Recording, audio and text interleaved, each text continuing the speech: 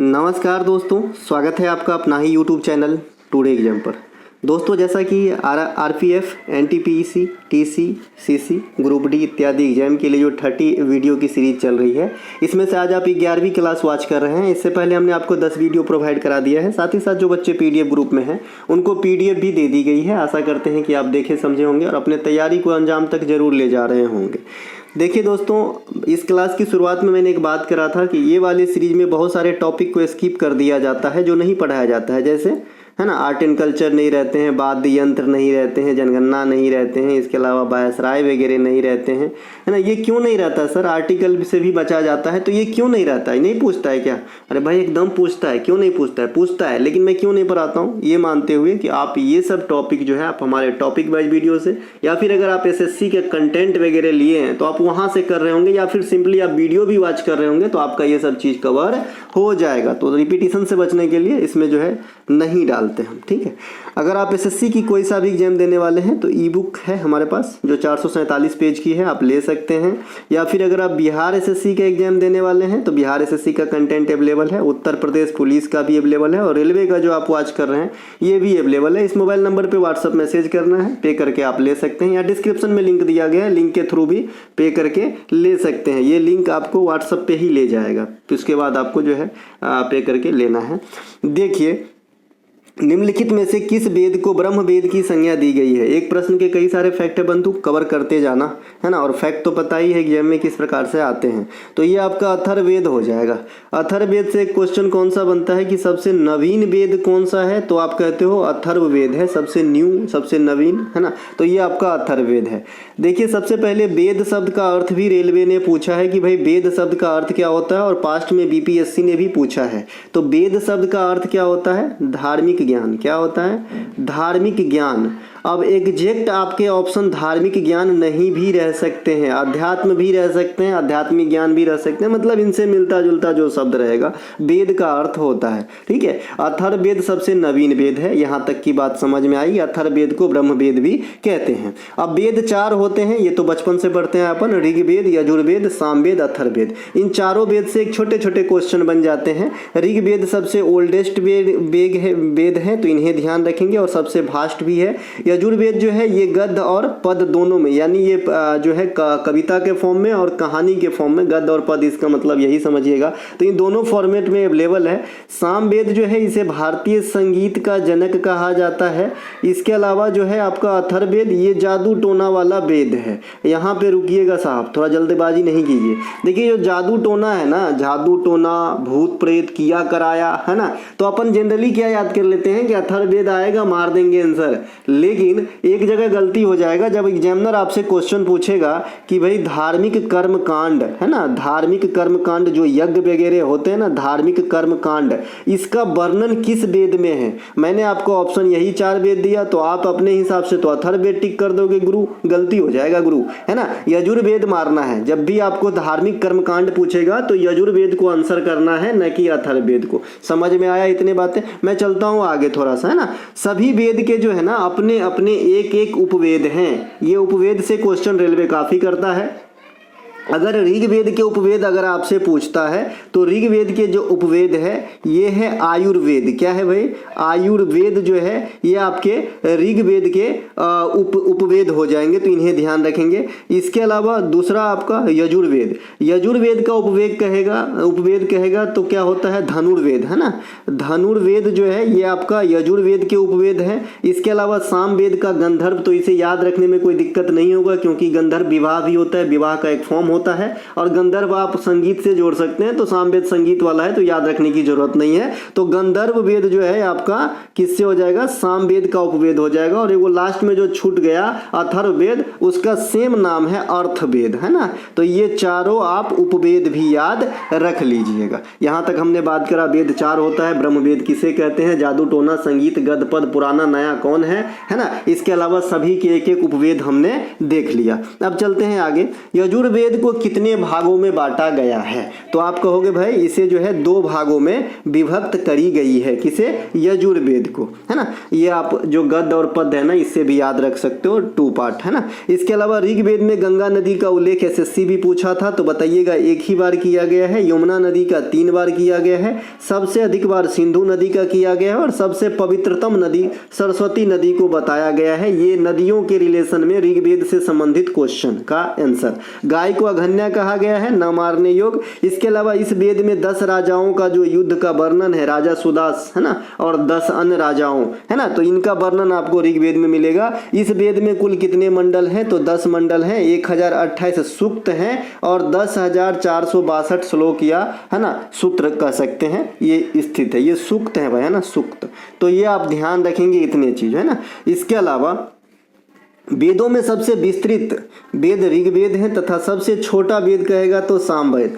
Generally अपन क्या सोचते हैं कि सबसे नवीन अथर्ववेद है तो सबसे छोटा भी होगा, लेकिन ऐसा नहीं है। सबसे छोटा वेद विस्तारिता के आधार पे सामवेद है और नवीनता के आधार पे अथर्ववेद है, ठीक है, ध्यान रखेंगे। सामवेद को भारतीय संगीत का जननी, अभी बात हमने कर लिया। ऋग्वेद, सामवेद तथा यजुर्वेद को वेदत्रयी की संज्ञा दी गई है। ये क्वेश्चन हमने पास्ट में भी करवा रखा है एसएससी के क्लास में, और एक बार ये क्वेश्चन पूछा भी गया है, ठीक है। तो वेदत्रयी कहेगा तो ये 3 गो आता है, जिसमें अथर्ववेद नहीं आता। आप देख सकते हैं अथर्ववेद इसमें नहीं है, और अथर्ववेद को क्या कहते हैं? ब्रह्मवेद। तो यही 2 क्वेश्चन के शिनाख्त पे मैंने इतना चीज आपको समझा रहा हूं, है ना।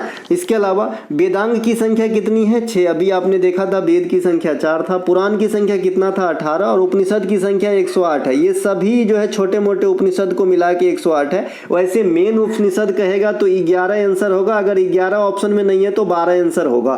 बातों को टटोल के घर पे समझ लेंगे तो एग्जाम में दिक्कत नहीं होगा। इसके अलावा अगला क्वेश्चन है, प्रायः सभी धातुएं जो भी मेटल्स होते हैं वो विद्युत के सुचालक होते हैं, आप सभी जानते हैं, है ना। उच्च घनत्व रखती है, जो डेंसिटी होता है उनका हाई होता है। निम्नलिखित में से कौन सा धातु का अपवाद है? तो जो शीशा है ना, ये तो आ जाता है मेटल के अंदर, लेकिन ये अपवाद है। अपवाद किस रूप में है? क्योंकि ये गुड कंडक्टर ना होके ये बैड कंडक्टर है, कुचालक होते हैं, ठीक है भाई। तो ये अपवाद में आ जाएगा। इसके अलावा ग्रेफाइट सेम अधातु में अपवाद है। अब जो नन मेटल होते हैं, जो आपका नन मेटल प्रवृत्ति के चीज होते हैं, वो क्या होता है? इलेक्ट्रिक सुटेबल नहीं होता, इलेक्ट्रिसिटी को पास नहीं करने देता, यानी बैड कंडक्टर होते हैं। लेकिन ग्रेफाइट जो है ये गुड कंडक्टर है, फिर भी क्या है? नन मेटल है। तो ये दोनों को एक साथ याद कर लेंगे तो अच्छा रहेगा। एक धातु में अपवाद क्या हो गया? शीशा, जो विद्युत को पास नहीं होने देता है। एक दूसरा धातु में अपवाद क्या हो गया? ग्रेफाइट, जो विद्युत को पास होने देता है, ठीक है। ग्रेफाइट का इस्तेमाल भी डायरेक्ट आपसे एग्जामिनर क्वेश्चन पूछता है। एक तो आपसे पूछता है कि भाई सीसा पेंसिल में कितने प्रतिशत सीसा का इस्तेमाल किया जाता है? तो आंसर होता है लड्डू प्रतिशत, यानी 0%, क्योंकि पेंसिल जो है ग्रेफाइट की बनती है। ऑप्शन में दिया रहता है 0%, 5%,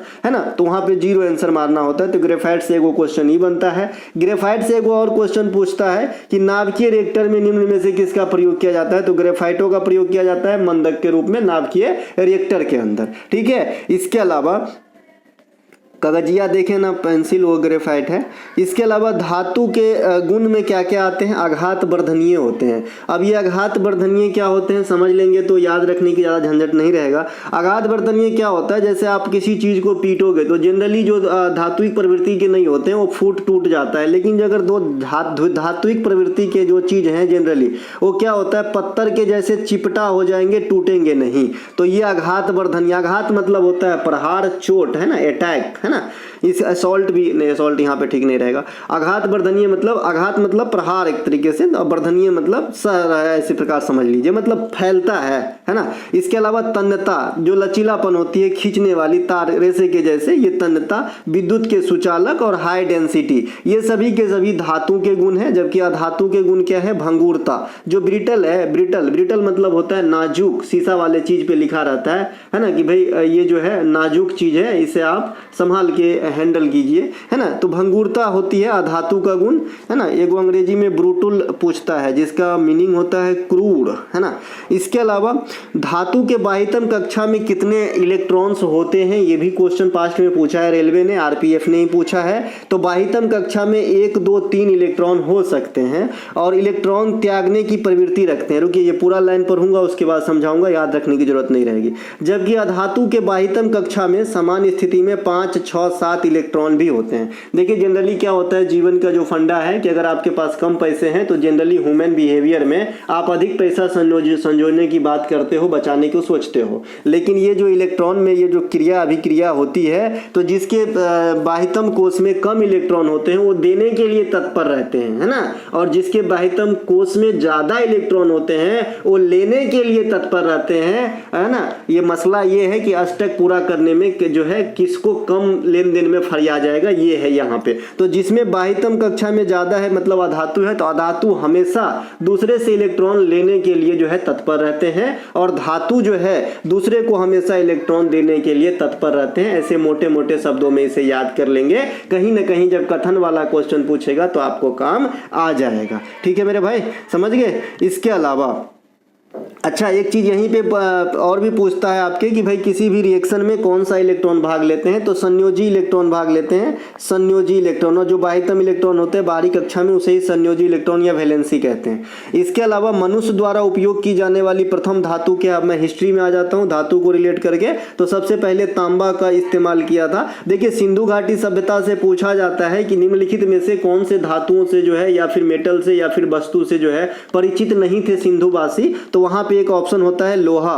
तो लोहा से परिचित नहीं थे, बाद बाकी अगर ऑप्शन में सोना दे दे, तांबा दे दे, चांदी दे दे, है ना, तो इन सब से सिंधु घाटी के लोग जो है परिचित थे। अब मैं हिस्ट्री से निकल के इधर आता हूं। वर्तमान समय में सबसे अधिक किसकी इस्तेमाल होती है, धात्विक रूप में लोहा की इस्तेमाल होती है। भारत में लोहा का 1-2 खान का नाम बता दीजिए। तो ये आप उड़ीसा में चले जाएंगे तो बादाम पहाड़ी आपका उड़ीसा में मिलेगा, है ना। कंद्रमुख ये कर्नाटक में मिलेगा, यहाँ पे लोहा। सिंहभूम झारखंड में जाएंगे तो लोहा मिलेगा, ये सब लोहा का है। जवार खान, है ना, जवार जो है ये कहाँ पे रहेगा आपका, राजस्थान के अंदर रहेगा। इसके अलावा आपका खेतरी कहाँ पे रहेगा, ये भी राजस्थान की, ये भी तांबा के लिए है। इसके अलावा मलाजखंड कहाँ पे रहेगा, एमपी के अंदर रहेगा, ये भी तांबा के लिए है। जादूगोरा कहाँ पे रहेगा, झारखंड के अंदर रहेगा, यूरेनियम के लिए है। तुमलापल्ली कहाँ पे रहेगा, आंध्र प्रदेश के अंदर रहेगा, यूरेनियम के लिए है। तो ये सब जो, हाँ कोलार कहाँ पे रहेगा, कर्नाटक के अंदर रहेगा, सोना के लिए है ना। तो ये सब जो खान है यहाँ से भी क्वेश्चन आ जाता है मैच करने के लिए, एसएससी भी पूछता है, रेलवे भी पूछता है। इसके अलावा वर्तमान में कोयला का जो सबसे ज्यादा प्रोडक्शन निकाल रहा है कौन भैया, छत्तीसगढ़। और कोयला का भंडारण सबसे ज्यादा कहाँ पे है, झारखंड के अंदर है। ध्यान रखिएगा। तांबा में 1 नंबर पे कौन आ गया है, मध्य प्रदेश आ गया है। लोहा में 1 नंबर पे कौन है, उड़ीसा है। ठीक है। इसके अलावा प्रकृति में सबसे भारी धातु कौन है भाई, ओस्मियम। सबसे हल्की धातु लिथियम। सबसे कठोरतम धातु प्लेटिनम। अब प्लेटिनम को क्या कहते हैं, सफेद सोना, सफेद धातु कहते हैं। ठीक है, सफेद धातु कहते हैं आपको प्लेटिनम को। काफी महंगा भी होता है ये। लिक्विड फॉर्म में पाए जाने वाले धातु कौन है, Hg पारा। एक क्वेश्चन और पूछता है आपसे कि पारा का इस्तेमाल थर्मामीटर में क्यों करता है, क्योंकि इसका प्रसार जो है अच्छा हो जाता है ना। तो ये जो है आपका पारा भी लिक्विड फॉर्म में पाए जाने वाला धातु है। और अधातु की बात करेंगे लिक्विड फॉर्म में तो ब्रोमीन हो जाएगी। ठीक है। इसके अलावा बचपन से जब आप बैटरी पढ़ते होंगे, सूखा सेल, लेक्लांचे सेल, है ना, प्राथमिक सेल, द्वितीयक सेल, इस प्रकार के शब्द कई बार आप सुने होंगे, मैं भी पढ़ाया हूँ पास्ट में, है ना, कि भाई जो आपका सूखा सेल होता है एक बार के बाद दूसरी बार इस्तेमाल नहीं होता है। जो द्वितीयक बैटरी होता है और डिस्चार्ज होने के बाद फिर से चार्ज करके आप इस्तेमाल करते हो। ठीक है। तो यहाँ से मैं यहाँ आ जाता हूँ। तो उसमें कई बार आपने सुना होगा कि बैटरी के अंदर अमलगम भरा रहता है, या अमलगम ऐसे भी आप सुने होंगे और भी चीज़ों में। तो ये जो अमलगम है ना, ये पारा के साथ कोई अन्य जो है तत्व हो सकते हैं, लेकिन पारा कंपलसरी होता है अमलगम के अंदर। तो अगर आपसे कल कोई क्वेश्चन पूछे कि भाई अमलगम के अंदर निम्नलिखित में से कौन सा चीज कंपलसरी होता ही होता है, तो बोलिएगा पारा होता है। द्रव अवस्था में पाए जाने वाले धातु अभी बता दिया, ब्रोमीन है, और ब्रोमीन, है ना। इनके अलावा पृथ्वी पर पाए जाने वाली जो धातु है सबसे ज्यादा कौन सा है, एल्युमिनियम है, और दूसरा स्थान किसका है, लोहा का। इसका मैंने बाकायदा ई बुक वगैरह में चार्ट से बताया है। देखिए जो पृथ्वी पे सबसे ज्यादा है ना, ये तो है ऑक्सीजन। ठीक है, लेकिन ऑक्सीजन धातु में तो नहीं आएगा ना, तो इसीलिए यहाँ पे धातु लिखा है। इसीलिए आपका धातु में सबसे ज्यादा एल्युमिनियम, दूसरे स्थान पे है लोहा। वैसे पृथ्वी के 3 पार्ट में बांटे हैं, जहां से क्वेश्चन आए दिन आपके एग्जाम में आते ही रहते हैं। सबसे ऊपरे वाले को क्रस्ट कहते हैं, बीच वाले को मेंटल कहते हैं, और निचले वाले को क्रोड या गुरुमंडल या कोर कहते हैं। ठीक है। कोर में नीफे रहता है, निकेल और फेरस रहते हैं, यानी लोहा और फेरस रहते हैं, निकेल और लोहा, नीफे, है ना। ठीक है। इसके अलावा मानव शरीर में सबसे अधिक कैल्शियम धातु पाई जाती है। और तत्व की बात बात करेंगे तो ऑक्सीजन यहाँ भी है, ठीक है, मानव शरीर की बात हो रही है। इसके अलावा धातु के जो ऑक्साइड है वो प्रायः कैसे होते हैं, 2 करोड़ बार आपकी एग्जाम में पूछे गए हैं, तो जस्ट उल्टा कर देना एक दूसरे के। धातुओं के जो ऑक्साइड होते हैं ना वो अल्कलाइन प्रवृत्ति के होते हैं, क्षारीय होते हैं, और जो अधातु के ऑक्साइड होते हैं वो अम्लीय होते हैं। दोनों बात याद रखना है, अधातु के ऑक्साइड जो है एसिटिक प्रवृत्ति के होंगे और जो मेटल के ऑक्साइड है वो आपका अल्कलाइन प्रवृत्ति के होंगे। अब ये अल्कलाइन और एसिटिक कैसे डिसाइड करते हैं आप सभी को पता है, पीएच वैल्यू के हिसाब से कर लेते हैं। 7 से कम है ना, 7 से कम है तो ये क्या हो जाएगा, एसिटिक हो जाता है, और 7 से अधिक रहता है तो अल्कलाइन हो जाता है, क्षारीय हो जाता है, और 7 रहता है तो न्यूट्रल रहता है। अब देखिए कई बार आपने पढ़ा होगा मिट्टी के तेल में डुबा कर रखे जाने वाली तत्व कौन सा है, तो जनरली आप सोडियम को डुबा के रखते हैं, लेकिन और भी तत्व है, आप सोडियम को रख लेंगे, पोटेशियम को, लिथियम को, सीजियम को, ये सभी के सभी मिट्टी के तेल में डुबा कर रखने योग्य जो है तत्व है ना, नहीं तो प्रतिक्रिया कर बैठता है। इसके अलावा फास्फोरस को जल में डुबा के रखा जाता है क्योंकि यह निश्चित ताप के बाद स्वतः जलने लगती है। निश्चित तापमान अगर 40 डिग्री से ऊपर चला जाएगा ना तो फास्फोरस अपने आप जलने लगता है। फिर कहोगे माचिस के तिल्ली पे भी तो फास्फोरस है, क्यों नहीं जल रहा है, तो फास्फोरस के भी कई प्रकार होते हैं बंधु, है ना, श्वेत प्रकाश, श्वेत फास्फोरस, पीला फास्फोरस, लाल फास्फोरस। तो जो रेड फास्फोरस है ये आपका स्वतः नहीं जलता है, इसमें एक विशेष गुण पाया जाता है। ठीक है भाई, चलते हैं आगे। इसके अलावा भारत में अंग्रेजों द्वारा निर्मित पहला किला कौन सा था, ठीक है, तो ये Fort Saint George, Fort Saint George ये भारत में मद्रास में स्थापित किया गया था अंग्रेजों के द्वारा 1640 ईस्वी में, और ये अपने प्रकार की प्रथम किला था भारत में। ठीक है, तो इसकी स्थापना कब हुई, 1640 में, कहाँ पे, मद्रास में। मद्रास आजकल क्या है, चेन्नई है, और इसे ही व्हाइट टाउन कहा जाता है, व्हाइट हाउस नहीं, व्हाइट हाउस तो फिर अमेरिका जाना पड़ेगा आपको, बाइडन जहां बैठे हैं। ठीक है भैया, तो यहां से जो है व्हाइट टाउन किसे कहते हैं, कल हो कोई पूछे तो बताइएगा। फोर्ट सेंट जॉर्ज को कहां पे है, मद्रास में। कब बना, 1640 में। किसने बनवाया, ईस्ट इंडिया कंपनी। देखिए ईस्ट इंडिया कंपनी से 2 क्वेश्चन और भी यहां पे याद दिलाता हूं। सबसे पहले स्थापना हुआ था इसको 1600 में, और ईस्ट इंडिया कंपनी को जो व्यापारिक अधिकार पत्र प्रदान किए थे महारानी एलिजाबेथ प्रथम प्रदान किए थे, दी थी, और कब दी थी, 31 दिसंबर 1600 ईस्वी को प्रदान की थी। ये जो है आपके डेट के हिसाब से एक क्वेश्चन आपके एग्जाम में पूछा जाता है कि ईस्ट इंडिया कंपनी को अधिकार पत्र कब सौंपा गया था। इसके अलावा भारत में सबसे पुरानी मस्जिद कहेगा तो ये पहले भी मैं बता चुका हूं, जेरामन जुमा मस्जिद, ये केरल के अंदर है। और सबसे पुराना चर्च भी कहेगा तो केरल के त्रिशूर में है, सेंट थॉमस चर्च है। तो ये दोनों केरले में है, चाहे चर्च कहिए चाहे आप जो है मस्जिद कहिए। मस्जिद जो है इस्लाम धर्म में पवित्र स्थान है, और चर्च जो है आपका ईसाई धर्म में पवित्र स्थान होता है, जैसे हिंदू धर्म में मंदिर पवित्र स्थान होते हैं। भारत में सर्वप्रथम सर्वोच्च न्यायालय की स्थापना कोलकाता में करी गई थी। कब करी गई थी, 1774 में करी गई थी, और कौन से एक्ट के अनुसार करी गई थी आपको याद होना चाहिए, तो 1773 के रेगुलेटिंग एक्ट के थ्रू करी गई थी। भारत में सफेद संगमरमर से निर्मित पहला मकबरा कौन सा है, तो एतमादुल्ला का मकबरा है। ये कहां पे है, आगरा के अंदर है। कौन बनवाई थी, तो ये नूरजहां बनवाई थी, नूरजहां है ना। इसके अलावा ये किसके याद में बनाया गया था, तो नूरजहां के जो पिता थे ग्यास बेग, है ना, ग्यास बेग के लिए बनवाई थी उनकी बेटी नूरजहां ने एतमादुल्ला का मकबरा, है ना। मेरा थोड़ा प्रोनाउंस यहाँ पे अटक जाता है, एतमादुल्ला, है ना। इनके अलावा भारत का पहला नेशनल पार्क कौन सा है, 1936 में स्थापित जिम कार्बेट नेशनल पार्क है ना। पहला बायोस्फीयर रिजर्व नीलगिरी है। वर्तमान में कितने बायोस्फीयर रिजर्व हैं, 18 हैं। हर एक पॉइंट में कई सारे क्वेश्चन हैं। लोग पूछते हैं कि सर ये क्लास से क्या क्या फायदा होगा। मैं कहता हूं आप जहां से पढ़ते हो, जिसका भी पेड लिए हो, कहां पढ़ते हो, पढ़ो। हमारा क्लास आपको क्रैश कोर्स के जैसा एग्जाम में एक बेहतर लुक देता है, पास्ट काल से ही, और देते आएंगे। तो आप जो है वही चीज बताऊंगा जितना ही काम की है, ठीक है। इसके अलावा भारत में पहला सफल सूती मिल कहाँ पे स्थापित करी गई थी, तो 1854 में बम्बई के अंदर किया गया था। ये सूती मिल के जगह पे अगर कपास मिल भी लिख दे तो कोई दिक्कत नहीं है, ठीक है।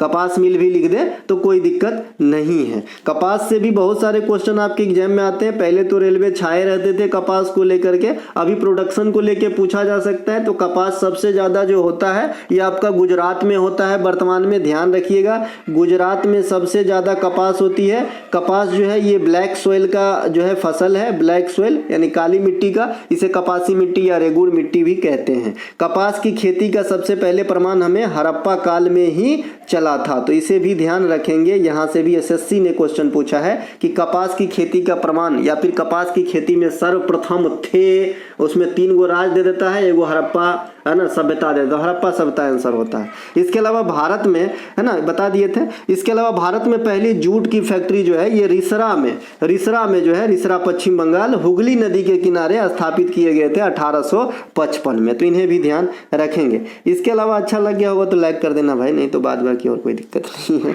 न्यूलैंडर्स के अष्टक के नियम में कौन सा तत्व अंतिम था, है ना। देखिए न्यूलैंडर्स के अष्टक के नियम में 2-3 प्रकार के क्वेश्चन पूछे जाते हैं। एक तो क्वेश्चन पूछे जाते हैं कि नंबर ऑफ एलिमेंट्स कितने थे, मतलब न्यूलैंडर्स के जो चार्ट थे उसमें कितने एलिमेंट्स थे। दूसरा क्वेश्चन पूछता है कि ये कहाँ तक काम करता था, इनका जो थ्योरी है वो कहाँ तक अप टू है ना, कहाँ तक जो है काम किए थे। इसके अलावा तीसरा पूछता है कि ये कब दिए थे, तो ये तीनों बात यहाँ पे समझ लेंगे। तो न्यूलैंडर्स के जो अंतिम तत्व था ना ये थोरियम था, और इसकी क्रमांक कितने थे, परमाणु क्रमांक नहीं समझिएगा, ये जो है मतलब तत्वों की गिनती में 56वां तत्व था, ठीक है। तो ध्यान रहे कि न्यूलैंडर्स की जो चार्ट थे उनमें टोटल कितने तत्वों को समावेशन किया गया था, तो 56 तत्वों का।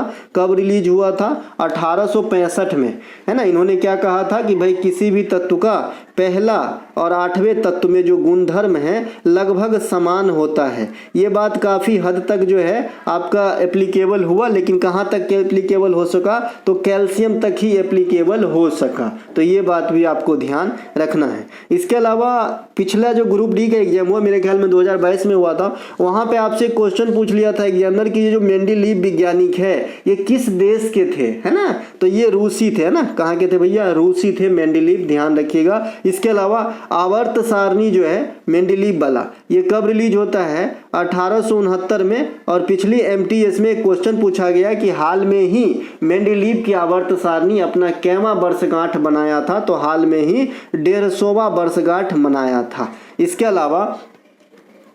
अलावा देखिए जो मेंडेलीव की आवर्त सारणी है वो परमाणु द्रव्यमान पे या परमाणु भार पे आधारित हुआ करता था, लेकिन अभी जो मोसले साहब का आवर्त सारणी है वो किस पे आधारित है, परमाणु क्रमांक पे आधारित है, ध्यान रखेंगे, ठीक है। जो मेंडेलीव की आवर्त सारणी है ये 7/9 में चल रहा था, और जो आवर्त सारणी अभी वाला है ये 7/18 में चलता है, यानी 7 आवर्त 18 वर्ग, यहाँ पे 7 और 9 वर्ग, ठीक है। इसके अलावा मेंडेलीव वाले आवर्त सारणी में बहुत सारे तत्वों के लिए खाली जगह छोड़ा गया था, और एक जैसे तत्वों को एक जैसे रखने की जो है कमियां थी उसमें। लेकिन जो आधुनिक आवर्त सारणी है परिपूर्ण है, वैसे परिपूर्ण दुनिया में कुछ भी नहीं है, लेकिन फिर भी परिपूर्ण है क्योंकि एक जात की चीज़ों को एक जगह रखा गया है। इसके अलावा पूरे फिल किए गए हैं, परमाणु क्रमांक के बढ़ते क्रम में जो है सजाया गया है ना, तो ये जो है पढ़ने में सहूलियत होती है। इसके अलावा आधुनिक आवर्त सारणी के लिए, अच्छा मेंडेलीव के आवर्त सारणी में कितने तत्व को समावेशित किए गए थे, तो 63, पहले वाले में थे 56, किसमें, न्यूलैंडर्स वाले में। इसके अलावा आधुनिक आवर्त सारणी के प्रथम तत्व क्या है भाई, H है, और अंतिम तत्व क्या है, ऑर्गेनाइजेशन है 118। अभी कितने ज्ञात तत्व है आवर्त सारणी के अंदर, 118। नीचे जो दो चीज आप देखते रहते हैं, एक लेंथेनाइड रहता है और एक एक्टिनोइड रहता है, ठीक है। इसके अलावा लेंथेनाइड और एक्टिनोइड में अगर पूछे कि कितने कितने तत्व होते हैं तो 15 तत्व होते हैं। अगर 15 ऑप्शन में नहीं है तो 14, क्योंकि है ना नीचे 14 ही रहता है, लेकिन एक ऊपर में देखेंगे आप सेम कलर से स्टार्ट रहता है, तो एसएससी ने पास्ट में इसके आंसर 15 माना है। इसके अलावा आवर्त सारणी से और भी बहुत सारी चीज़ मैंने रेलवे की ही पास्ट क्लास में बता दिया है कि आवर्त में बाएं से दाएं चलेंगे तो धात्विक गुण पे क्या फर्क पड़ेगा, इलेक्ट्रॉन बंधुता घटेगी कि बढ़ेगी, निगेटिविटी बढ़ेगी घटेगी, ये सब बात हमने कर लिया। वहाँ से बहुत क्वेश्चन आता है बंधु, ध्यान रखना। इसके अलावा अच्छा ये जो 4-5 ब्लॉक होते हैं या फिर सभी वर्ग हैं, ये याद करने की तरीके बता ही दिए थे कि कैसे याद करते हैं, याद कर लीजिएगा। एसपीडीए ब्लॉक को कैसे याद करते हैं, इसके अलावा प्रथम 2 को क्या कहते हैं, 3 से 12 को क्या कहते हैं, है ना, तो ये ध्यान रखना है। नीचे वाले को क्या कहते हैं, एफ ब्लॉक, और जो फिर 13 से 18 रहेगा उसको क्या कहेंगे, तो एसपीडी कहेंगे उसको। इसके अलावा अलग अलग ग्रुप को अलग अलग, जैसे कोल्केजन भी कहते हैं, हाइड्रोजन ग्रुप भी कहते हैं, नोबेल गैस या इनर्ट गैस फैमिली 18 में है, ये सब भी अलग अलग अलग बातें हमने कर लिया था। अगला प्रश्न है, भारतीय संविधान में केंद्र व राज्य सूची को किस देश के संविधान से लिया गया है? लगा झटका। तो ये कनाडा के संविधान से लिए गए हैं। जो समवर्ती सूची है, अपने पास 3 प्रकार की सूची है। कंकरेंट लिस्ट जो है ये आपका कहाँ से? ऑस्ट्रेलिया के संविधान से लिए गए हैं। बाद बाकी जो संघ सूची है या राज्य सूची है, जो यूनियन वाला है और जो स्टेट वाला है, ये कहाँ से लिया गया है? कनाडा के संविधान से लिया गया है। भारतीय संविधान में केंद्र सूची जिसमें वर्तमान में 100 विषय है ना, राज्य सूची जिसमें आपका 61 विषय है और समवर्ती सूची जिसमें आपका 52 विषय है। ये तीनों सूचियां में क्या क्या होता है मैंने पहले बता रखा है। केंद्र में केंद्र कानून बनाता है, राज्य सूची में राज्य बनाता है लेकिन विशेष परिस्थिति में केंद्र बना सकता है, समवर्ती सूची में मिलीजुली प्रयास से कानून बनाए जाते हैं। ठीक है, तो ऊपर वाला दूगो हो गया वो कनाडा से लिया गया है और जो समवर्ती सूची है वो ऑस्ट्रेलिया से लिया गया है। अब आते हैं किसी कौन से देश से क्या क्या लिया गया है।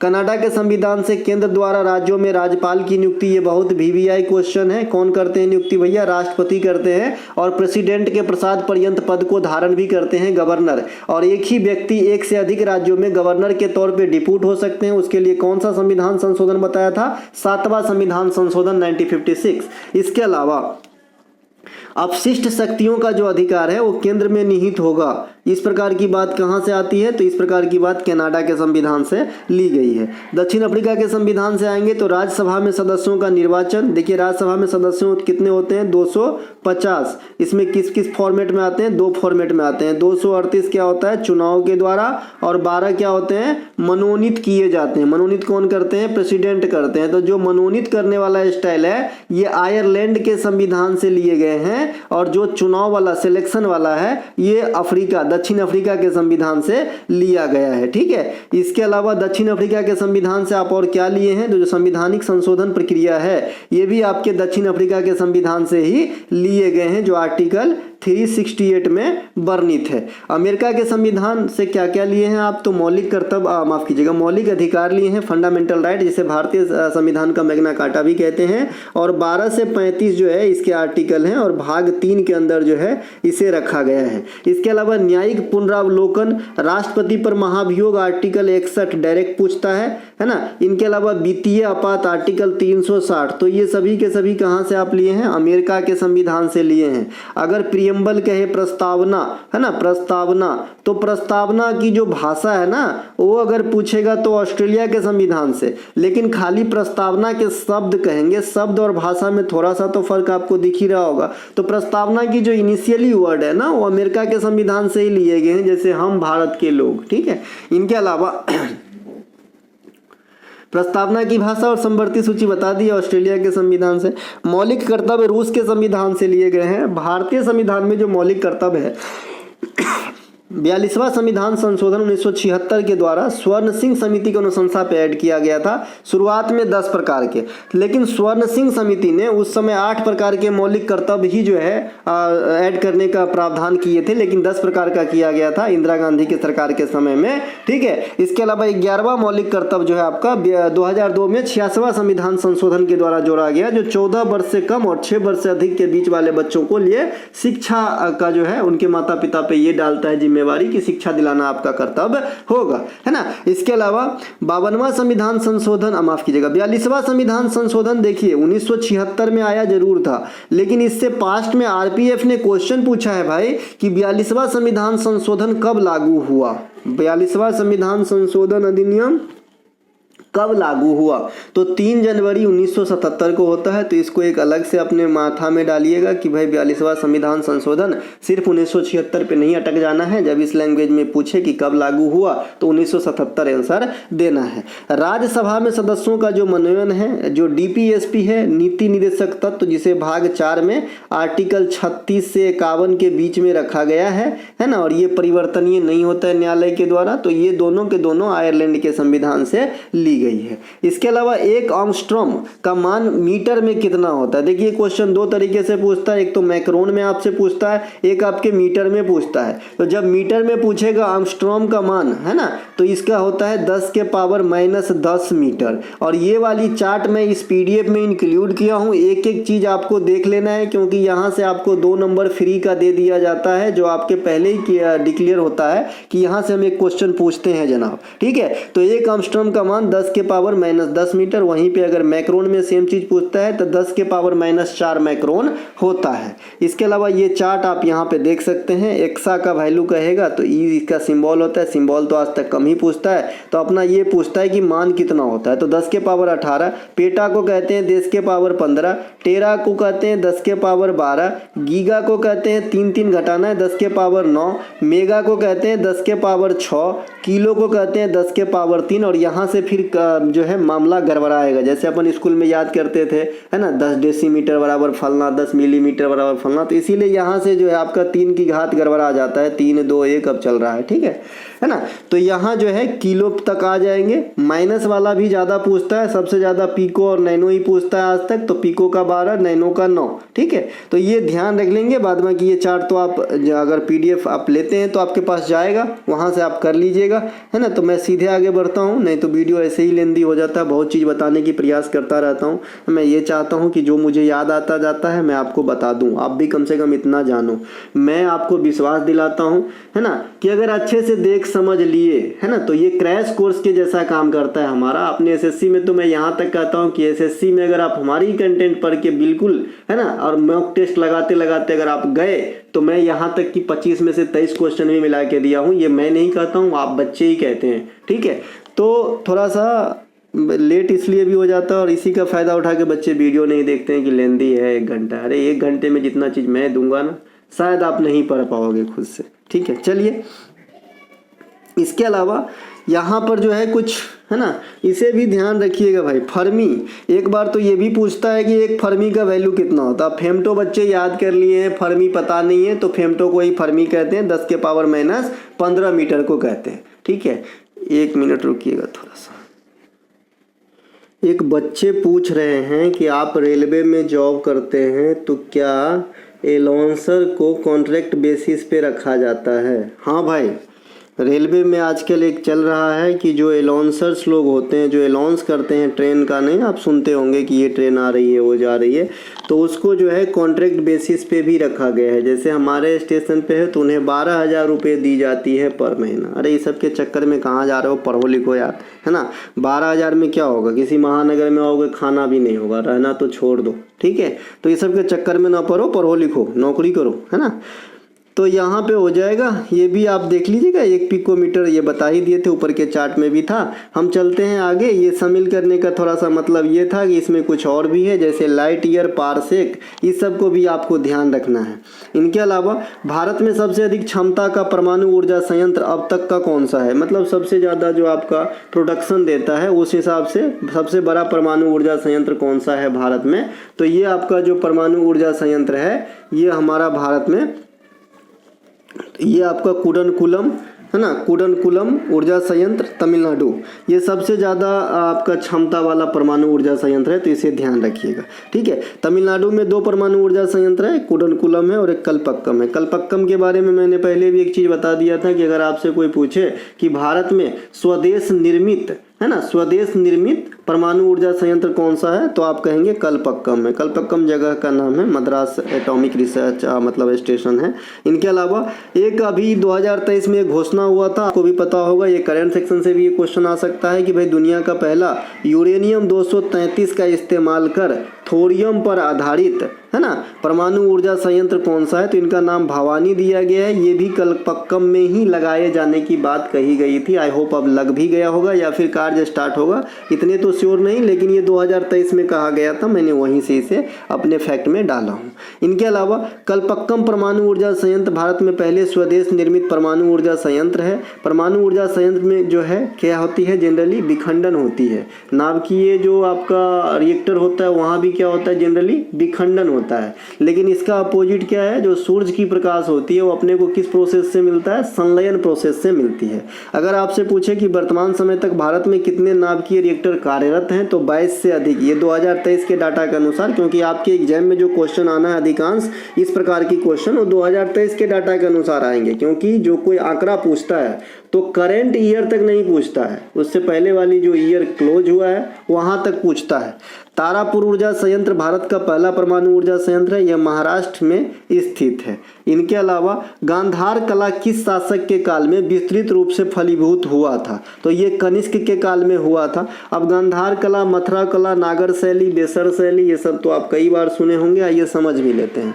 यूनानी कला प्रभाव से रूपांतरित फॉर्म, यानी यूनानी कला का जो बदला हुआ रूप है, वैसे नहीं समझे तो ऐसे समझिए, तत्सम और तद्भव शब्द आपने सुना होगा कि तत्सम जो होता है वो बेसिकली संस्कृत की वर्ड होती है और संस्कृत से उठ के जो हिंदी में आ जाता है उसे तद्भव कहते हैं। तो ऐसा ही मान लीजिए यूनानी कला से जो उठ के इंडिया में आया और यहाँ फलीभूत हुआ है ना, तो उसे हम क्या कहते हैं भैया? गांधार कला कहते हैं, है ना। गांधार कला का स्थल भी आपसे पूछा गया है पास्ट में आरपीएफ के एग्जाम में, तक्षशिला, कपिसा, पुष्पकालवती, बमियान, ये सभी के सभी। अभी बमियान चर्चा में आया था पिछले साल, है ना, बुद्ध के जो बौद्ध धर्म को लेके।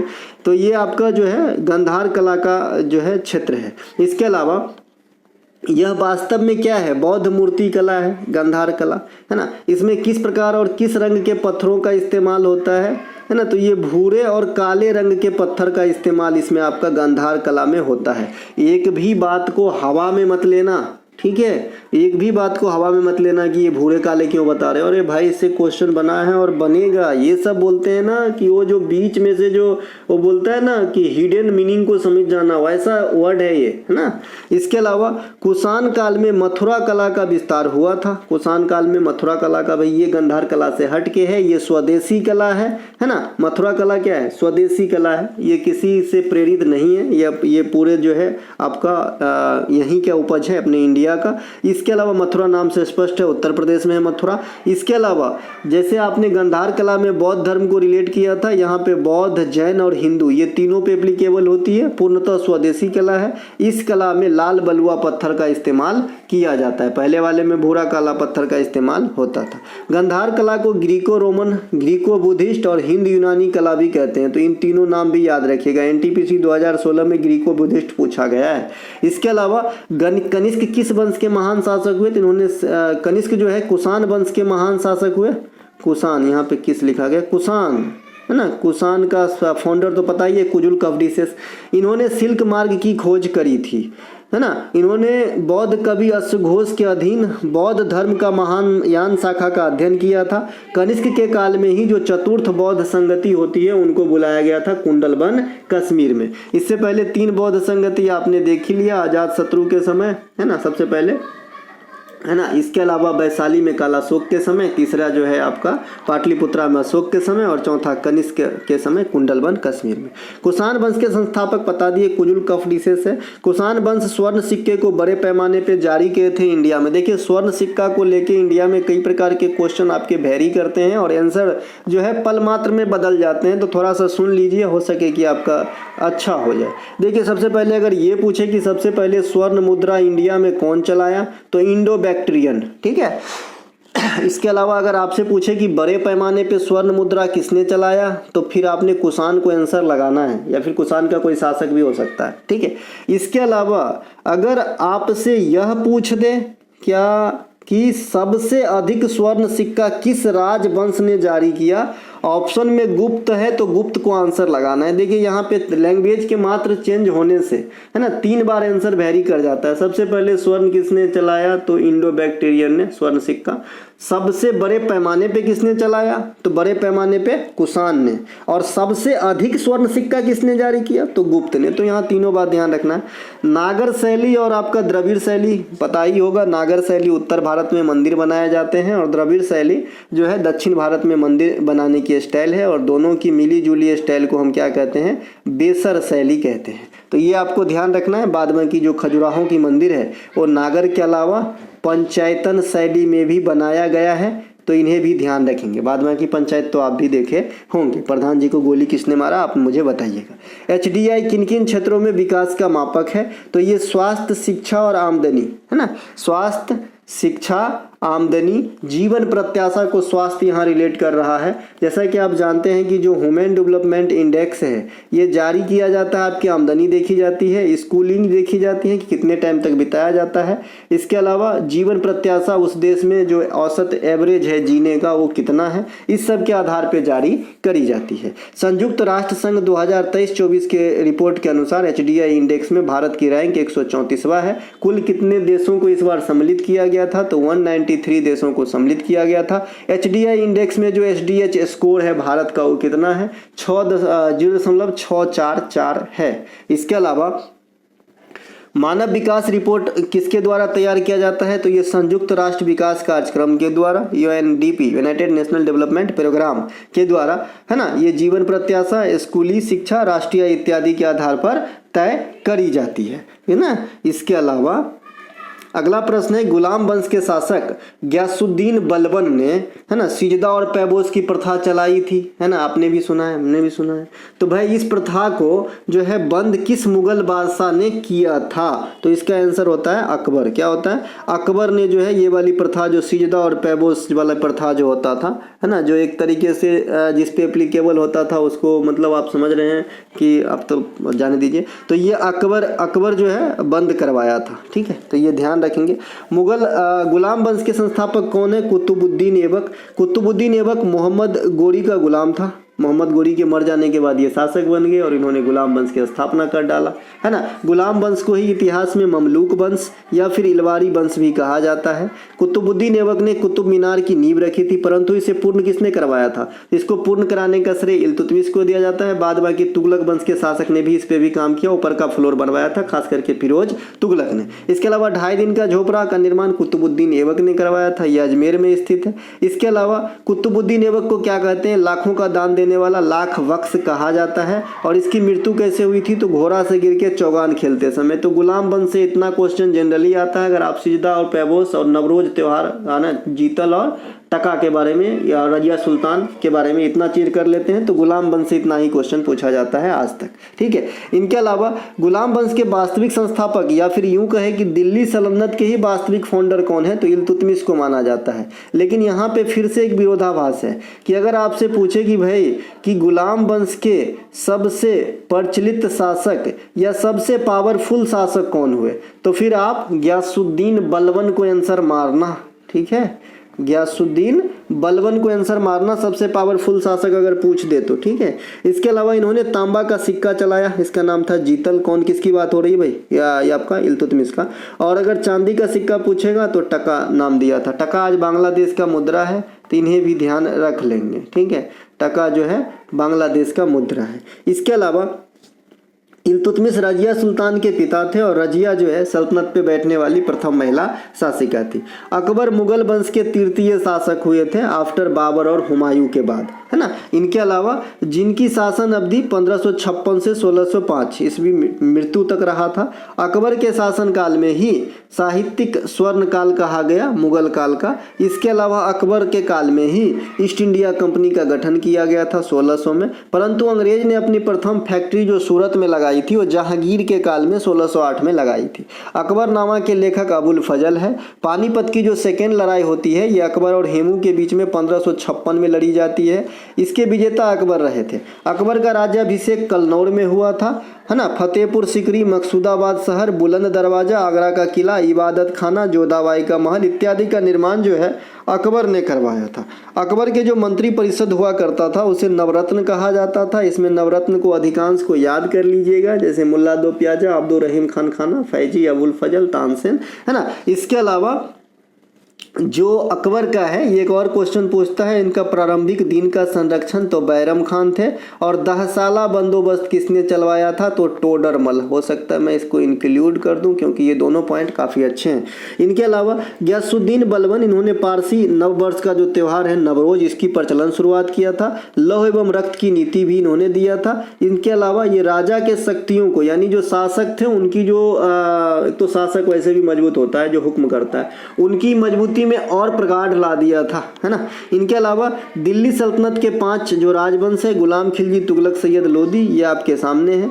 सल्तनत का अंतिम शासक इब्राहिम लोदी होता है, जो बाबर के साथ पानीपत के प्रथम लड़ाई 1526 में हार जाते हैं और फिर भारत में शुरू होता है मुगल वंश का तांडव, जो आपके 1556 से 1857 तक लागू रहता है, बहादुर शाह जफर तक। बहादुर शाह जफर को अंग्रेज ने कैद करके कहाँ ले गए थे भैया? बर्मा, है ना। इनके अलावा दिल्ली सल्तनत में सबसे अधिक साम्राज्य विस्तार मोहम्मद बिन तुगलक के काल में हुआ था। अगर ओवरऑल पूरे सल्तनत पे ये पूछा जाए कि सबसे योग्य शासक कौन हुए, क्योंकि उस समय योग्यता भैया एक तो पढ़े लिखे के आधार पे डिसाइड होती थी, दूसरी है कि आप कितने ज़्यादा जो है साम्राज्य विस्तार किसी भी तरीके से कर रहे हो तो योग्य माने जाओगे, तो ये योग्य कहा गया है इनको। तो ये भैया मोहम्मद बिन तुगलक, ठीक है, इन्हीं के काल में इब्न बतूता आया था।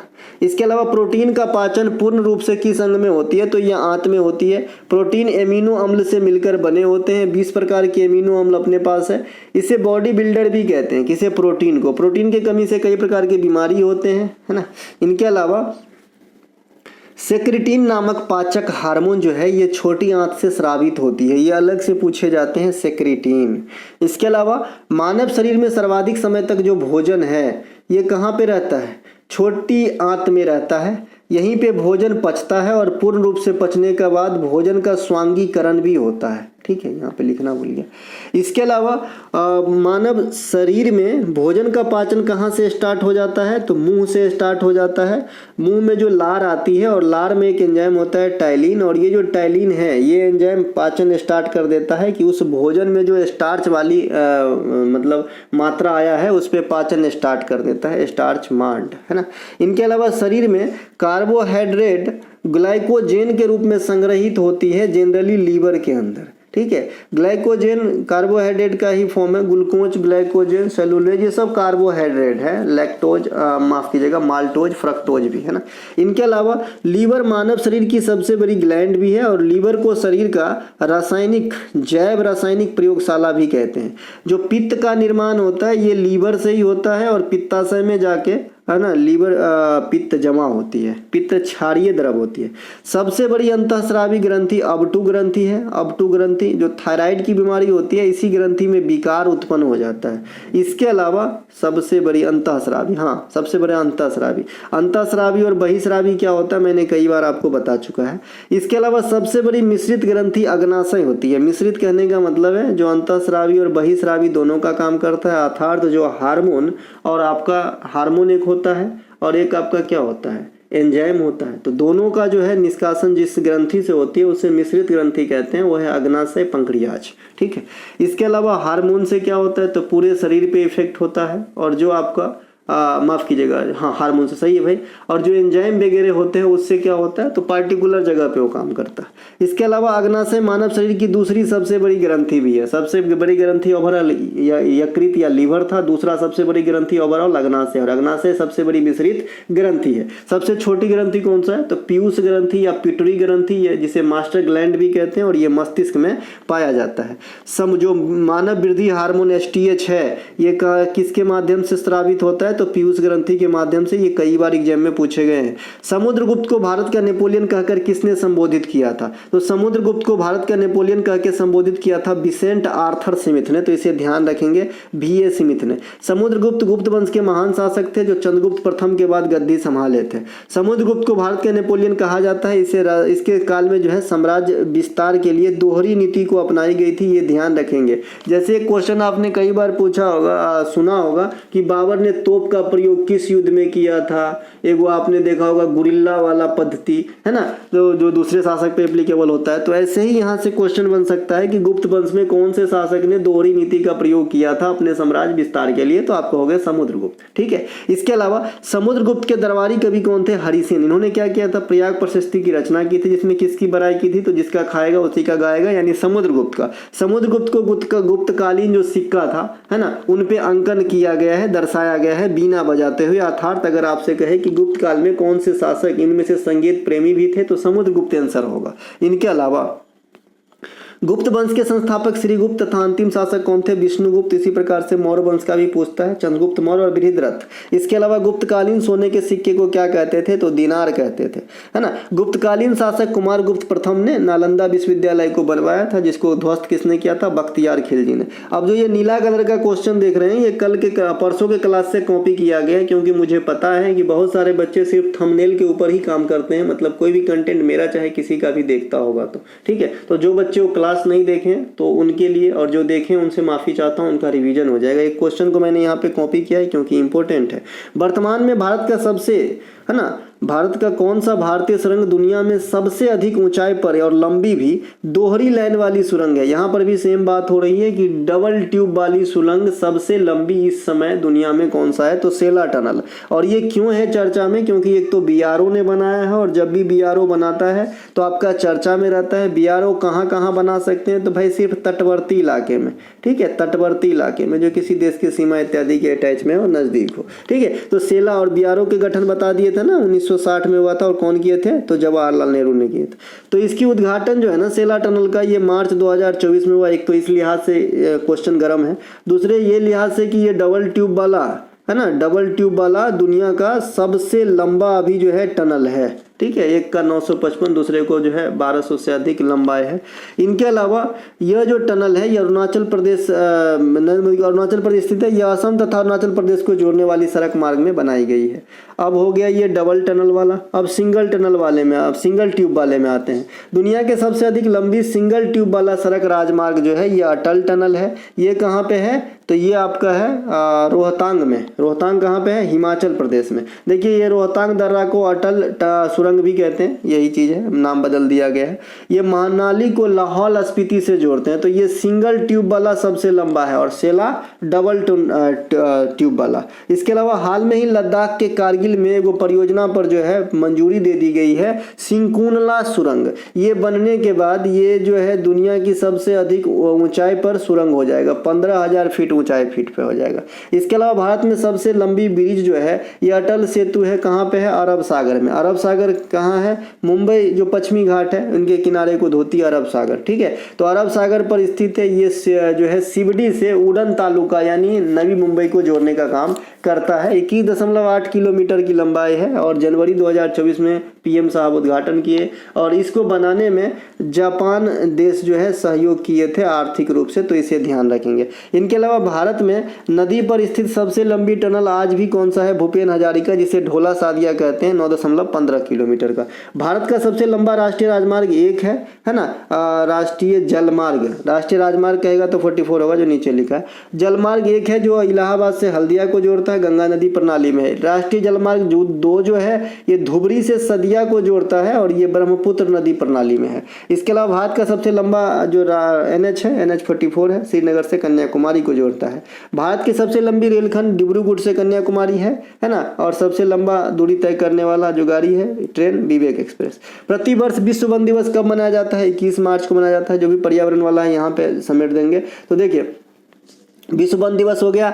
विश्व आर्द्र भूमि दिवस 2 फरवरी को मनाया जाता है। और भारत में क्या गो रामसर साइट है? 82 को। करंट अफेयर के इसमें रख लीजिएगा, है ना, जो टॉपिक वाइज आपको दिया गया वहाँ पे 82 करके दिया गया है ना। तो ये जो है आपका नवीनतम रामसर साइट ये नागी और नकटी है। और बिहार से क्वेश्चन आएगा आपके किसी भी एग्जाम में। क्यों? क्योंकि ये सियासी मामला है भैया, क्योंकि ये जो सरकार बनी है ये बिहार और साउथ के जो एक स्टेट IP आंध्र प्रदेश, वहाँ से जो है ज़्यादा सहयोग मिला है, ठीक है। तो ये नागी और नकटी को ध्यान रखिएगा, ये नए नवीनतम रामसर साइट है, और ये भी क्या नई सरकार बनने के बाद घोषित किया गया है। विश्व जल दिवस 22 मार्च, पृथ्वी दिवस 22 अप्रैल, है ना। जैव विविधता दिवस 22 मई, तीनों याद रखिएगा, तीनों 22 को है। विश्व पर्यावरण दिवस 5 जून। विश्व ओजोन परत संरक्षण दिवस 16 सितंबर। और ओजोन संरक्षण से कौन सा प्रोटोकॉल? तो मॉन्ट्रियल प्रोटोकॉल। विश्व महासागर दिवस 8 जून को ही मनाया जाता है। इसके अलावा निम्नलिखित में से कौन सा एक सही सुमेलित है? प्रथम बौद्ध संगति अशोक के काल में हुआ था क्या? तीसरका हुआ था, तो गलत है। प्रथम जैन संगति पाटन में हुआ था क्या? नहीं, तो पाटलिपुत्रा में। द्वितीय तमिल संगम मदुरई में हुआ था क्या? नहीं, द्वितीय नहीं हुआ था, पहला और तृतीय मदुरई में हुआ था। कन्नौज सभा का आयोजन हर्षवर्धन करवाए थे क्या? जी, कन्नौज में जो सभा का गठन किए थे वो हर्षवर्धन के काल में जो हयन सांग भारत आए थे, तो उनके समझ लीजिए कि मतलब क्या होता है, जो कहीं जाते हैं इज्जत सत्कार करता है, क्या कहते हैं भैया? अभिवादन, जो भी कहता हो, तो उनके स्वागत, हाँ स्वागत सही रहेगा, स्वागत के लिए कन्नौज में सभा का गठन किया गया था। इसके अलावा इतिहास में 3 तमिल संगम आयोजित किया गया जिसे समागम कहा जाता है। मैंने पहले भी पढ़ा रखा है, सीजीएल ने क्वेश्चन भी पूछा था पिछले साल, और इस बार जो एसएससी जीडी का एग्जाम हुआ वहाँ भी इससे क्वेश्चन आया था। ठीक है, दूसरा तथा तीसरा क्रमशः मदुरई, काप्तपुरम तथा मदुरई, यानी पहला और तीसरा मदुरई में हुआ था, दूसरा हुआ था काप्तपुरम में। तो ये 3 तमिल संगम, 4 गो बौद्ध संगम, 2 गो जैन संगम, याद नहीं रहेगा, आदमी होना जी तो रहेगा क्यों नहीं याद। प्रथम तमिल व्याकरण है ना महाकाव्य तोलक्कापियम है ना, उद्गम कहाँ से हुआ था, दूसरा जो तमिल बैठक हुआ था। ठीक है, इनके लेखक कौन है, तोलक्कापियर है, ध्यान रखेंगे। इनके अलावा इतिहास में पहली जैन परिषद कहाँ पे, पाटलिपुत्रा में हुआ था, है ना। चंद्रगुप्त मौर्य के शासनकाल में इस परिषद का जो अध्यक्षता संभाला था स्थूलभद्र, कब हुआ था, 300 BC में। दूसरी जैन परिषद आपका बल्लभी गुजरात में हुआ था, क्षमा सरवन जो है इनकी अध्यक्षता कर रहे थे। जैन धर्म के फाउंडर ऋषभ देव हैं, लेकिन अगर वास्तविक फाउंडर या फिर अंतिम तीर्थंकर कहेगा तो भगवान महावीर होगा जो 24वें क्रमांक के थे। जैन धर्म के पवित्र ग्रंथ को आगम साहित्य कहते हैं, वहीं पे त्रिपिटक और जातक साहित्य बौद्ध धर्म के हो जाते हैं, है ना। भारत में कुछ पवित्र जैन मंदिर जैसे आपका माउंट आबू राजस्थान, इसमें कितने मंदिर समूह है बता दिए थे, 5 गो। पालिताना का जैन मंदिर, कर्नाटक स्थित गोमतेश्वर का मंदिर श्रवणबेलगोला में है, जहां पे आप चंद्रगुप्त मौर्य को इससे क्वेश्चन और रिलेट करके याद करते हैं। तो जो गोमतेश्वर में मूर्ति है ना, वो जैन धर्म के जो पहला तीर्थंकर या फिर फाउंडर कहेंगे ऋषभ देव को समर्पित है, ध्यान रखेंगे। इनके अलावा पाणिनि द्वारा रचित अष्टाध्यायी जो है पुस्तक वो व्याकरण पे आधारित है। हर्षवर्धन ने कन्नौज सभा का गठन 643 में ह्वेनसांग के सम्मान में किया था, और हर्षवर्धन है ना सम्मान में, और बौद्ध धर्म के महायान संप्रदाय को लोकप्रिय बनाने में। अच्छा, महायान संप्रदाय और हीनयान संप्रदाय बौद्ध धर्म के 2 है। जो बौद्ध धर्म के पुराने ख्यालात से जुड़े रहे वो हीनयान है, और महायान बाद में हुआ। इतना ही, बस इतना से आप ऑप्शन छांट के काम चला लीजिएगा, ज़्यादा जानने की जरूरत नहीं, हमें PhD नहीं नौकरी चाहिए। ठीक है, बौद्ध धर्म के 2 प्रमुख शाखा है, हीनयान और महायान। बौद्ध धर्म में स्तूप सार्वजनिक हित के जो चीज होते हैं उनको जो संरक्षित रखने की जो जगह होती है उसे स्तूप कहते हैं। इसके अलावा इनके पवित्र ग्रंथ त्रिपिटक है, इनकी भाषा पाली होती है, और महात्मा बुद्ध जो आपका ये दिए थे उपदेश वो भी पाली भाषा में दिए थे। एक क्वेश्चन पूछा जाता है कि विनय पिटक, इसमें जो भिक्षुओं का जो रूल रेगुलेशन है वो कौन से किताब में है, तो विनय पिटक में है। ठीक है, इनमें जो आपका उल्लेख किया गया है नियम वगैरह का। अल बरूनी ने अपनी पुस्तक किताबुल हिंद किस भाषा में लिखे हैं, तो अरबी भाषा में लिखे हैं। इब्न बतूता अपनी पुस्तक रेहिला अरबी भाषा में लिखे हैं, ये भी। इनके अलावा जो इब्न बतूता है मोहम्मद बिन तुगलक के काल में भारत आए थे, मोरक्को के रहने वाले थे। चंद्रगुप्त मौर्य के दरबार में रहने वाले मेगास्थनीज जिन्होंने इंडिका लिखा, तो ये ग्रीक भाषा में लिखा है, ये सेलुकस निकेटर के राजदूत हुआ करता था। नागानंद, रत्नावली और प्रियदर्शिका, ये तीनों के तीनों किताब हर्षवर्धन स्वयं लिखे हैं, बहुत ही विद्वान थे, इन्होंने संस्कृत भाषा में लिखे हैं। कालिदास साहब की जो भी किताब रहेगा जनरली संस्कृत भाषा में रहेंगे। आमुक्तमाल्या तेलुगु भाषा में लिखा गया है, तो ये ध्यान रखेंगे। ठीक है, कृष्णदेव राय के द्वारा।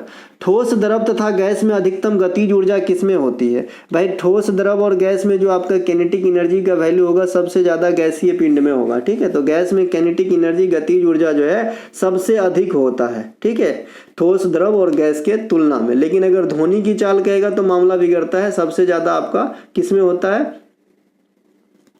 एक सेकेंड कितना, हाँ, तो ये जो है आपका ठोस, द्रव तथा गैस पदार्थ के 3 मौलिक अवस्था, मूल अवस्था। पदार्थ के चौथा अवस्था पूछता है प्लाज्मा, और 5वां अवस्था भी पूछता है बोस आइंस्टीन कंडेंसेट संगतित। ठीक है, तो ये तीनों जो है 3 तो जानते ही हैं, बचपन से पढ़ते हैं 3री क्लास से। प्लाज्मा और जो है 5वां अवस्था जरूर याद रखेंगे, बोस आइंस्टीन। गतिज ऊर्जा से एक क्वेश्चन न्यूमेरिकल, कई न्यूमेरिकल जितने फॉर्म के हैं लगभग 10 क्लास में हमने 8-9 प्रकार के न्यूमेरिकल आपको पढ़ा दिया है, चाहे तो रेसिस्टेंस वाला हो, कैपेसिटर वाला हो, इसके अलावा आपका गतिज ऊर्जा वाला हो, या आपका लिफ्ट में ऊपर नीचे चढ़ने से जो आपका बन जाता है। तो जो भी बनता है ना, अगर आपका जो समांतर और श्रेणी क्रम में जो आपका किसी सर्किट का ओम के नियम से वैल्यू निकालना होता है वो सभी मैंने पहले पढ़ा रखा है, तो जो नहीं देखे हो पहले का क्लास जरूर देख लीजिएगा।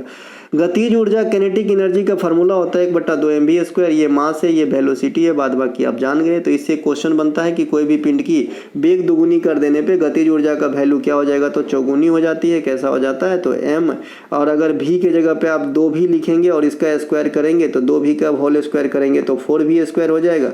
तो 1/2 mv² तो इसका सूत्र ही है, बाद बाकी 4 एक्स्ट्रा है यानी चौगुना हो जाता है, सिंपल। इसके अलावा जो स्थितिज ऊर्जा होता है, जो बांध वगैरह जो बना के जो जल को रोका जाता है उसमें स्थितिज ऊर्जा होता है, तो ये आपका mgh होता है, जहाँ पे मास है, ग्रेविटी है और हाइट है। इसके अलावा ध्वनि की चाल बता ही दिया था, सबसे ज़्यादा आपका ठोस में होता है, फिर आपका द्रव में और सबसे कम गैस में होता है। प्रकाश की चाल सबसे अधिक निर्वात में होती है। प्रकाश की चाल की ओरिजिनल वैल्यू भी आपसे पूछा जाता है, 3 × 10⁸ मीटर प्रति सेकेंड होती है। और निर्वात में सबसे अच्छा ध्वनि कैसा तरंग है और प्रकाश कैसा तरंग है, आप लोग अगर यहाँ तक पहुँचे हो तो कमेंट कर दीजिएगा। जमींदार संगठन के फाउंडर कौन थे, द्वारकानाथ टैगोर जी थे। जमींदार संगठन की जो फाउंड हुआ था ये 1838 में किया गया था। लैंड होल्ड समिति भी इसे कहा जाता है। इंडिया होम रूल सोसाइटी की स्थापना 1905 में श्यामजी कृष्ण वर्मा के द्वारा किया गया था। 1913 में लाला हरदयाल और कैप्टन सोहन सिंह भाखना के द्वारा, है ना, गदर पार्टी की स्थापना सैन फ्रांसिस्को अमेरिका में किए गए थे। हिंद एसोसिएशन की स्थापना 1913 में सोहन सिंह भाखना ने किया था। ये बहुत सारे जो आपका हमारे जो मूवमेंट रहे इनमें ये पार्टिसिपेट किए थे। ये बहुत बड़े हस्ती सोहन सिंह भाखना, इनको जरूर ध्यान रखें, है ना। इनको बोल देता हूँ 5 मिनट रुक जाइए, सेंड करता हूँ PDF, है ना। क्या है सर कि आजकल अकेला ही हूँ, 5 मिनट रुकिए, ठीक है। इंडियन इंडिपेंडेंस की लीग की स्थापना 1915 में राजा महेंद्र प्रताप के द्वारा किया गया था। और एक इंडियन इंडिपेंडेंस लीग रास बिहारी बोस के द्वारा भी किया गया था। तो अगर ईस्वी से आपको पहचानना है तो जो रास बिहारी बोस वाला है ये आपका 1942 में है, और जो राजा वाला है महेंद्र प्रताप वाला ये 1915 में है। दोनों को ध्यान रखेंगे, नहीं तो कल लोग ये कहेंगे कि रास बिहारी तो ऑप्शन में नहीं था। तो भाई ये 2 बार हुआ है। ऐसे ही मैंने आपको एक और बताया है कि भाई जो संधि होती है आपका, है ना, एक कौन सा संधि था, पुरंदर का संधि, वो भी 2 बार हुआ है। इनके अलावा आज़ाद हिंद फौज 1942 रास बिहारी बोस बता दिए थे, ये भी किए हैं। अभिनव भारत मित्र मेला, ये भी भले अलग अलग है लेकिन दोनों के जो फाउंडर हैं ये विनायक दामोदर सावरकर हैं।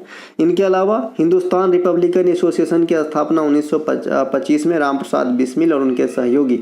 1925 में ही काकोरी कांड हुआ था, काकोरी षड्यंत्र हुआ था। चटगांव षड्यंत्र कब हुआ था, 1930 में। इसके नायक पूछते हैं तो सूर्य सेन। वहीं पे कैप्टन सैंडर्स की हत्या 1928। केंद्रीय विधानसभा में बम फेंकने की काम 1929। नौजवान सभा का गठन 1926। ये सभी के सभी भगत सिंह साहब के साथ जो है जुड़े हुए हैं, तो इन्हें जरूर ध्यान रखेंगे, ठीक है। इनके अलावा इनकी किताब है मैं नास्तिक क्यों हूँ, ये भी ध्यान रखना है। और इनका जन्म ग्राम कहाँ हुआ था, ये बेसिकली रेलवे का ही क्वेश्चन है कि इनका जन्म बंगा नामक गाँव में हुआ था। इनके अलावा निम्नलिखित में से किस वर्ष के दौरान मैसूर का नाम कर्नाटक कर दिया गया है। रेलवे ये क्वेश्चन बहुत खोजता रहता है, इसको जरूर ध्यान रखिएगा कि प्रमुख चीज का नाम कब बदला गया, ठीक है। तो 1973 में जो है आपका मैसूर का नाम बदलकर कर्नाटक कर दिया गया। अब आइए इस प्रकार के फॉर्म में और भी देखते हैं। केंद्र शासित प्रदेश पुडुचेरी का नाम बदलकर, है ना, पांडुचेरी होता था पहले। देखिए दोनों जगह पुडुचेरी लिखा गया, ये गलत है, ठीक है। पहले होता था पांडेचेरी, है ना, पांडेचेरी, फिर बाद में ये बना पुडुचेरी। तो ये पुडुचेरी जो नाम पर आना ये 2006 में नाम पड़ा है, ठीक है। और पुडुचेरी में ही 2011 के अकॉर्डिंग सबसे अधिक सेक्स रेशियो आपका कहाँ पे है, पुडुचेरी में है, केंद्र शासित प्रदेश में। तो इन्हें भी ध्यान रखेंगे। इसके अलावा 2001 में कोलकाता का नाम बदलकर कलकत्ता का नाम बदलकर कोलकाता कर दिया गया, ध्यान रखेंगे। और अगर आपसे पूछता है कि कोलकाता का फाउंडर कहाँ है, कौन है, तो जॉब चौरनाक। और कोलकाता की स्थापना कब हुई थी, तो 1690 में। 3 गो गाँव मिला के कलकत्ता बनाया गया था, ठीक है। ये स्टेनोग्राफर में शायद एक बार ये क्वेश्चन पूछा भी गया है, लेकिन एकदम श्योर नहीं हूं मैं। इनके अलावा मद्रास का नाम बदलकर चेन्नई 1969 में किया गया था, तो ये ध्यान रखेंगे। मद्रास बाद में की चेन्नई एक्सप्रेस आप भी देखे होंगे। मिनिकॉय और अमीनी द्वीप ये दोनों नाम से जाने जाते थे पहले लक्षद्वीप को। लक्षद्वीप का नाम आधुनिक नाम जो है लक्षद्वीप, ये 1973 में पड़ा था। बाद में की लक्षद्वीप में कितने द्वीप है, कौन से द्वीप पे पॉपुलेशन है, लक्षद्वीप की क्या और भी क्वेश्चन है, ये सब मैंने बता दिया है। यूटी में 2011 के अनुसार सबसे अधिक लिटरेसी रेट लक्षद्वीप ही रखता है 91.6%। ध्यान रखिएगा। मुंबई शहर का नाम बदलकर बम्बई 1995 में किया गया था। ठीक है। इसके अलावा पृथ्वी के घूर्णन के कारण उत्पन्न आभासी बल को क्या कहा जाता है? तो कोरियोलिस बल कहते हैं, कोरियोलिस बल, है ना। कोरियोलिस बल के कारण जो पिंड है ना, एक अक्षांश से दूसरे अक्षांश में अगर जाते समय गतिमान है तो उस पर एप्लीकेबल हो जाती है कोरियोलिस बल। दूसरी घटना क्या होती है कि उत्तरी गोलार्ध में पवन जो है दाईं तरफ चलेगा और दक्षिणी गोलार्ध में पवन, है ना, उल्टा चलता है, यानी बाईं तरफ चलता है। तो ये भी इस पे कौन सा बल इफेक्ट डालता है? कोरियोलिस बल। दो वस्तु एक दूसरे चिपक जाती है असंसंजक बल के कारण। न्यूटन के प्रथम नियम को जड़ता का नियम कहते हैं। ये भी यहाँ पे क्यों डालना जरूरी था? क्योंकि आप जानते हैं कि जड़ता का नियम क्या कहते हैं कि कोई भी पिंड अपनी गत्यावस्था या विरामावस्था में तब तक पड़ा रहना चाहता है जब तक कोई बाहरी बल उस पर कार्य न करे। ठीक है। तो इसे कहते हैं जड़त्व का नियम और न्यूटन का पहला नियम भी। इनके अलावा भारत में पिन कोड सेवा की शुरुआत कब हुई थी? 1972 में। स्पीड पोस्ट की शुरुआत 1986 में। ऑल इंडिया रेलवे की शुरुआत 1936 में। रेडियो की पहली बार शुरुआत 1923 में हुआ था, है ना। इतना चीज आपको जरूर ध्यान रखना है। यहाँ पे थोड़ा सा मैं और बताना चाहूँगा रेडियो का इतिहास। भाई रेडियो जो निजी तत्व के द्वारा स्थापित किए गए थे 1927 में। इसका बदला हुआ नाम 1930 में इंडियन ब्रॉडकास्टिंग सर्विस हुआ, 1936 में ऑल इंडिया रेडियो और 1957 में आकाशवाणी हो गया था। तो ये थोड़ा वेरी करता है, ध्यान रखिएगा। बाद बाकी सब ठीक है। चलते हैं आगे। अगला जो है हमारा भारत में मनी ऑर्डर सेवा 1880, एसटीडी सेवा अब तो देखने को नहीं मिलता 1960, पहली बार टेलीविजन 1959 और रंगीन टीवी 1982, यानी पहला वर्ल्ड कप जो हम लोग जीते होंगे वो कलर टीवी में देखा गया होगा। इनके अलावा भारत की पहली रेलवे की शुरुआत जो है 1853 में किया गया था। किसके काल में? डलहौजी के काल में। कहाँ से कहाँ तक चला था? मुंबई से ठाणे चली थी गाड़ी और कितने किलोमीटर की दूरी तय करी थी? तो 34 किलोमीटर की दूरी तय करी थी। तो ये बात ध्यान रखेंगे, है ना। इसके अलावा कोंकण रेलवे की शुरुआत 1990 में हुआ था और कोंकण रेलवे की स्थापना 1990 में, शुरुआत हुआ था 1998 में। अब तक कितने ऐसे प्रधानमंत्री हैं जो प्रधानमंत्री बनने से पूर्व किसी न किसी राज्य में मुख्यमंत्री रहे हैं? तो 6 गो हैं। ये कौन कौन है? मोरारजी देसाई साहब सबसे पहले ऐसे प्रधानमंत्री हुए। इनके अलावा चौधरी चरण सिंह साहब, BP Singh, PV Narasimha Rao, HD Deve Gowda साहब और नरेंद्र मोदी साहब। ये 6 वो प्रधानमंत्री हैं जो प्रधानमंत्री बनने के पूर्व किसी न किसी राज्य में जो है मुख्यमंत्री के पोस्ट के रूप में कार्य किए हैं। मुख्यमंत्री से प्रधानमंत्री बनने वाले प्रथम मोरारजी देसाई वो प्रधानमंत्री हैं जो केंद्र में पहले गैर कांग्रेसी प्रधानमंत्री बने 1977 में। इन्होंने सबसे अधिक बार बजट भी पेश किया और जो आपका, है ना, रोलिंग प्लान की अवधारणा है इन्हीं के कार्यकाल में आया था। जनता पार्टी की उस समय सरकार थी।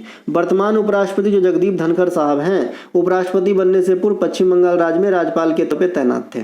भारत में सबसे लंबे समय तक मुख्यमंत्री रहने का रिकॉर्ड पवन चामलिंग के नाम है, जो किस राज्य के मुख्यमंत्री थे? तो सिक्किम के। अब ये है मुझे इनके अलावा सबसे पहले जैव विविधता शब्द का प्रयोग किस विद्वान ने किया था? तो वाल्टर जे रोजेन ने किया था। देखिए, प्रयोग करना और उसको अमल में लाना दोनों अलग अलग बात है। नहीं तो परमाणु का जो पिता है वो तो डाल्टन को भी आप जानते हैं, लेकिन बाद में परमाणु विभाज्य भी हुआ और अलग अलग लोगों ने किया। तो उसी प्रकार से शब्द का प्रयोग कौन करते हैं वो अलग क्वेश्चन पूछता है और उस पर अमल करके काम कौन करता है, आगे कौन बढ़ाता है, वो अलग काम है ना। तो सबसे पहले पारिस्थितिक शब्द का प्रयोग अर्नस्ट हैकेल ने किया था। लेकिन अगर आपसे ये पूछे कि पारिस्थितिक तंत्र शब्द का प्रयोग या गढ़ा, है ना, यहाँ पे तंत्र भी ऐड हो गया है। दूसरी बार यहाँ गढ़ना, है ना, मतलब ये क्या, इसमें क्या क्या शामिल है ये सब चीज बताना। ठीक है। तो ये आपका कौन किए थे? ये किए थे भैया आपका एजी टॉन्सले साहब। और जो हैकेल साहब है वो सीधा सीधा पारिस्थितिकी का जो है प्रयोग किए थे शब्द का। तो दोनों बात ध्यान रखेंगे। इसके अलावा पारिस्थितिक तंत्र के कितने घटक होते हैं? 2 घटक होते हैं, अजैविक तथा जैविक। दोनों बात ध्यान रखेंगे। इनके अलावा पारिस्थितिकी पिरामिड की संकल्पना चार्ल्स एल्टन ने दिया था। ये 3 बार पारिस्थितिकी से अलग अलग आदमी का नाम आ गया है, ध्यान रखिएगा। कोशिका शब्द का प्रयोग रॉबर्ट हुक या डेड सेल का खोज किया था, लेकिन जीवित कोशिका का ल्यूवेनहॉक ने किया था। ग्रीन हाउस गैस की संकल्पना किसने दिया था? जोसेफ फोरियर ने दिया था। Bird man of India Salim Ali को कहते हैं। Tiger man of India Kailash Sankhala को। Water man of India Rajendra Singh को। Tree man of India Vishnu Lamba को कहते हैं, है ना। ये हाल में ही घोषित किए गए थे मेरे ख्याल में प्रणब मुखर्जी साहब के द्वारा।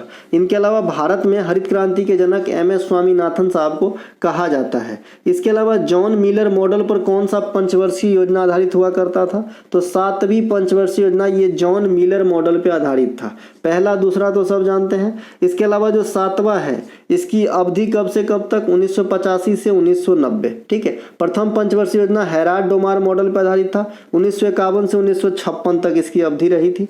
दूसरी थी आपका PC महालनोबिस मॉडल पे 56 से 61। अनिवार्य प्रारंभिक शिक्षा की शुरुआत 11वीं पंचवर्षीय योजना में हुआ था। सर्व शिक्षा अभियान की शुरुआत 10वीं पंचवर्षीय योजना में हुआ था। बाद बाकी पंचवर्षीय योजना संबंधित जो भी फैक्ट है आप टॉपिक वाइज में देख लेंगे। तो दोस्तों ये थे आज का क्लास। अगर अच्छा लगा हो तो लाइक करें। मिलेंगे अगले वीडियो में, तब तक के लिए जय हिंद। अगर कोई सा भी हमारा कंटेंट चाहिए डिस्क्रिप्शन में लिंक है, लिंक क्लिक करके व्हाट्सएप मैसेज के थ्रू प्राप्त कर सकते हैं।